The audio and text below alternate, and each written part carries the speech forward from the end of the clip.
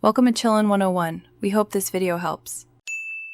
You start by securing the chair and gathering parts so nothing shifts while you work. Lock the brakes and rotate or fold the footrest into an accessible position. This prevents accidental movement.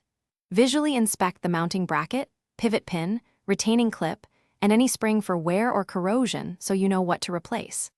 Once you've identified damaged components, keep replacements and basic tools at hand. This minimizes repeated adjustments and saves time. You remove the retaining clip or bolt next, using pliers or a socket, then gently slide out the pivot pin. If the pin sticks, tap it out from the opposite side using a soft mallet while supporting the bracket. This protects the frame. Clean rust and old grease with brush and solvent so parts seat properly. Check bracket alignment and spring tension.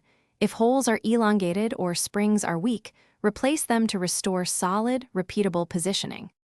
You lubricate the pivot lightly, insert the pin, and seat it fully before refitting the clip or bolt. This ensures smooth movement without excess play. Once reassembled, cycle the footrest several times through its full range. Make sure it locks and returns cleanly. If you detect binding or wobble, tighten or realign fasteners, then retest. If play remains after adjustments, replace the worn bracket or entire footrest assembly. Because Thanks for watching. Consider subscribing if we helped you.